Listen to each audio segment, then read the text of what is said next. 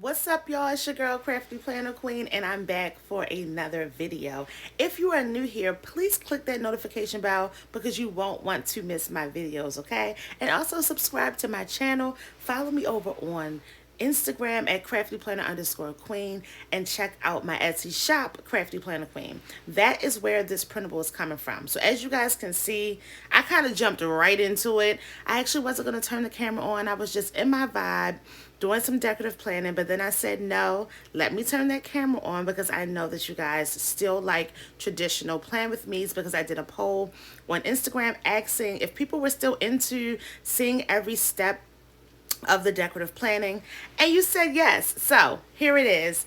I'm using Desert Moon for my shop. Here's a little hack, a little printable tip. If you're getting my printables, usually you're getting a pre-cropped, which means the white outline, pre-cropped transparent PNG file. You can manipulate that in a lot of ways. You can go in, do your own manipulations and crops, put these images in your digital planner. You can fussy cut like I'm doing here with the scissors. Use some adhesive, put in your planner. You can fussy cut on sticker paper and peel and stick, or you can use your Cricut or Silhouette because you have those pre-cropped lines and your cutting machine is going to recognize those and pick those up and do it that way, okay? But this is the way I do it. I just fussy cut because it's fun for me. As you can see, I'm starting with that side panel with that gorgeous doll. And today is exciting, guys, because we are making a spine spread. So, fun fact about Crafty Planner Queen, yes, I am the person who introduced the spine spread or decorating down the spine of your planner to the planner community many years ago. I've seen it remixed and done so many beautiful ways, and it's an aesthetic I just always go back to because it's really pretty. And even though people think it takes up a lot of space, that's why we have our functional boxes. I pulled out some black and pink ones, okay? I'll be adding more functional boxes to my shop. I have a lot there already. I also have kits that come with the boxes because that's the functionality. You know, we do all this decorating, but then of course you need somewhere to write. So I'm speeding up this process a little bit because I don't want to bore you with cutting out every individual sticker, but this is how I do it. It doesn't take long at all. Oh, the hack that I was saying is once you get that transparent file for me, you can upload into Canva or whatever software you're using, right? And then you could put a little colored background. I usually do gray, and that's how you'll still have your perfect crop lines. So people always ask, how do I do the perfect fussy cut? And that's the key. I put a colored background behind that transparent file to pop out my white lines. Now, we're decorating down the spine. It is method to madness. You know, you're not just putting all the stickers down. You have to do some layering and be kind of strategic in where you want to layer things. You see here, I'm thinking it out. I'm seeing what will look nice where. You really want to keep those pages closer together than I have them right here and do some staging. So what I like to do, especially if you have two devices that you're recording. So I was recording on my iPad, and then, well, I have two iPads. So once I stage, I take a picture with the other iPad so I can have a visual of where I laid things, and then I go down with the adhesive. This is another reason why you'll see me print on copy paper most of the time instead of sticker paper. Number one, sticker paper is more expensive, and I don't want to spend that kind of coin. Number two, I like to stage my stuff first most of the time and then go back and make those final decisions, okay? So the stay cool over the girl, I like that. Oh, let me mention that the quotes, stay cool and perfectly imperfect, that's from my Summer Days collection, my Summer Days printable sticker pack. But this kit is Desert Moon. It's a kit that's been in my shop for quite some time, but it's so beautiful. I always come back to it because it gives that cosmic, just gorgeous aesthetic. It's a really nice color palette. And as you can see, I'm making some decisions here. I'm like, oh yeah, this is going to look great. I'm loving it.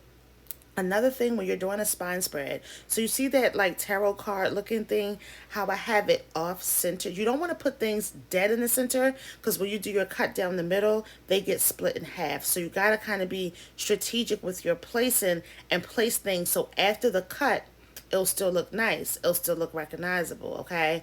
You see me swapping out a couple things because I had too many pinkish pieces down the bottom, so then I put orange there. Little decisions like that are going to make the difference in your spread, okay? So once I kind of play around with it, and get it how I like it. You can use your glue stick. I've used glue stick plenty of times, but right now I'm using my permanent tape runner. I get those from Amazon and I buy mad fill-ins because I have those little blue tape runners all over the craft room. They're super sturdy. Your stuff is not coming off that page and they come in bulk, which I love. But you can also just do a traditional glue stick. I've done that too. The only thing with the glue stick, it gets a little funny when it's time for the punch. You don't want anything trying to stick behind. I'm just giving you guys a close-up so you can see that I'm now satisfied with the staging, and I'm going to take it off and then I'm going to put it back on. Okay, so this is what it looks like once I made the final decisions. I'm pointing out filler pieces. So there were little holes, and I just opened up a Passion Planner sticker book and filled those holes with little filler pieces. You will do that in creating your own spine spread when you have holes. Don't fret.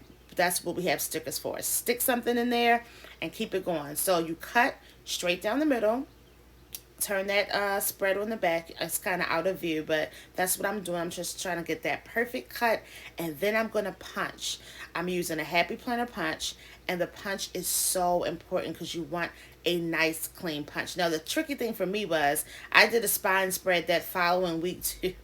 So I felt like little pieces were getting fragmented. But I finally got that perfect cut, and then I'm ready to punch. And so you make sure your hole punch is clean. Make sure none of the prongs are, stuck. And you just do a nice firm punch. This is where people always say they get messed up. I'm not sure why. Just, you see the camera shaking? I did that nice firm punch. And that's it. And you're going to see how beautiful it comes together when it goes back into the disc. I could have really sped this part up, but this is just showing you in real time. You do have to take your time and get that nice clean punch, and more importantly, make sure everything is laid into that spine really, really flat. Okay, I'm gonna get one more hard punch here, and then you're going to see me get it ready for the disc. Didn't that come out so pretty though, guys? That really came out pretty. You see what I mean about my placement? Imperfect. You can still read it really well. Nothing is destructive. Like, everything still looks great. Like I said, I just popped in a couple of functional boxes, and here's the final review. Gorgeous, but I'm extra. So we have that little naked right hand bottom corner. You'll see me put something else from the kit there, these little kicking legs with the starry socks and heels. But overall, I was super happy with how this came out. So beautiful. Thank you for watching, guys, and I hope to see you on the next video. Bye.